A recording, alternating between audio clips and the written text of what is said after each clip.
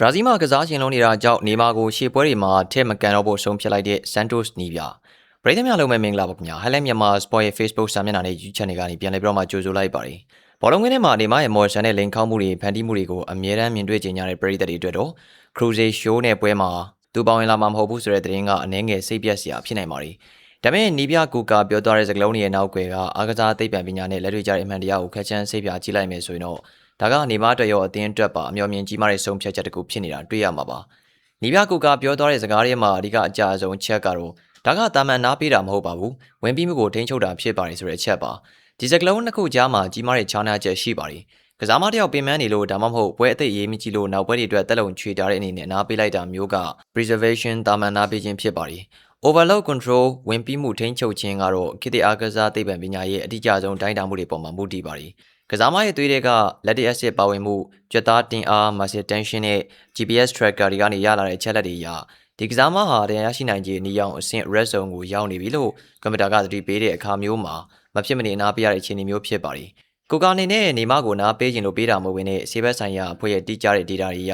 ကြွက်သားဆုပ်ပြေးနိုင်ခြင်းအနေအရန်မြင်မားနေလို့မဖြစ်မနေချန်လက်ခဲ့ရတာဖြစ်ပါတယ်။ခုနှစ်ရက်တွင်းမှာ၃ပွဲကစားရမယ်ဆိုတဲ့ပြက်ကလေးကတာမန်လူငယ်ကစားမတွေအတွက်တောင်မှအတော်လေးကိုပြင်းထန်တဲ့စမ်းသပ်ချက်တစ်ခုပါ။ထိပ်တန်းအဆင့်ဘောလုံးပွဲတစ်ပွဲကစားပြီးတိုင်းကြွက်သားတွေအပြေးအဝနလန်ထားဖို့အနည်းဆုံး48နာရီကနေ82နာရီထိလိုအပ်တာဖြစ်ပါတယ်။ခုနှစ်ရက်တွင်းမှာ၃ပွဲဆိုတာကကြွက်သားတွေပြန်လဲကောင်းမွန်မှုအချိန်လုံးဝမရဘဲနဲ့ပင်ပန်းတွန်းတဲ့မှုတွေဆင်ပြီးဆင်စုပုံလာစေပါတယ်။အသက်30ကျော်လာပြီဖြစ်နေတဲ့နေမရဲ့ခနာကိုဇီဝကံမဖြစ်စဉ်ကအသက်20ရွယ်ကလိုအမြန်ဆုံးပြန်လဲအားဖြစ်နိုင်စွမ်းမရှိတော့ပါဘူး။ဒီလိုပြင်းထန်တဲ့ပွဲချက်ကာလမှာသူ့ကိုဇက်တိုက်သုံးလိုက်တာကပောက်ကွဲကနီးဘုံတစ်လုံးကိုမိရှို့လိုက်တာနဲ့တူတူပါပဲ။ကိုကာက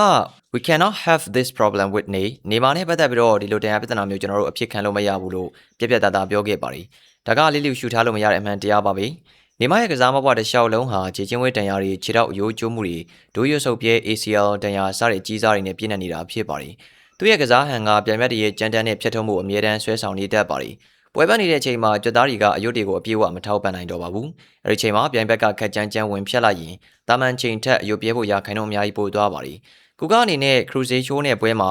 နေမကိုသုံးလိုက်လို့နောက်ထပ်6လတစ်နှစ်လောက်နေမကိုဆုံးရှုံးသွားမယ်ဖြစ်မျိုးလုံးဝအဖြစ်မခံနိုင်တာပါ။နီးပြကူကရဲ့ဒီလောက်ရက်ကစိတ်ခံစားချက်ကိုပေးဖယ်ပြီးတော့အသိဉာဏ်နဲ့ဆုံးဖြတ်တဲ့စီမံခန့်ခွဲမှုတစ်ခုဖြစ်ပါတယ်။ Cruise Show လို့အသင်းတဲ့ပွဲမှာနေမမပါဝင်တာကြောင့်ဖန်တီးမှုပိုင်းထိခိုက်ပြီးတော့ရလက်ဆိုးဝါကောင်ဆိုးဝါနိုင်ပါရီဒါပေမဲ့နီးပြတယောက်ရဲ့အလောက်ကရေရှည်ကိုကြည့်ရတာပါရေကြီးဆုံးပွဲစဉ်တွေရာသီသိမ်းဖလားလူပွဲတွေမှာနေမကိုအကောင်းဆုံးကြန့်ခိုင်မှုအပြည့်နဲ့အသုံးပြုနိုင်မှုအတွက်အခုလိုကြားရက်ပွဲစဉ်တွေမှာမဖြစ်မနေအနစ်နာခံပြီးတော့အနာပေးရတာကတကယ်ထိတန်းနီးပြတွေရဲ့လှုပ်ထုံးလုံနည်းအမှန်ပါပဲချုပ်ရရင်တော့ Cruise Show နဲ့ပွဲမှာနေမလွဲချော်တာကစားမကိုယ်တိုင်ကစားခြင်းစိတ်မရှိလို့ဒါမှမဟုတ်အသင်းကသူ့ကိုအရေးမဆိုင်လို့မဟုတ်ပါဘူးဒါကခေတ်သစ်ဘောလုံးလောကရဲ့ပြင်းထန်လုံးတဲ့ပြက်ကလေးကြားတွေမှာတရားသမိုင်းကြောင်းမကောင်းတဲ့ကစားစဉ်ကစားမတယောက်ရဲ့ကစားမဘဝတက်တန်းကိုဆွဲဆန်နိုင်မှုအတွက်အားကစားသိပ္ပံပညာကိုအသုံးပြုပြီးတော့မဖြစ်မနေလုပ်ရတဲ့အသက်ကယ်တင်ခြင်းစစ်စင်ရေး survival strategy တစ်ခုတက်တာဖြစ်ကြောင်းတင်ပြလိုက်ရပါတယ်ခင်ဗျာ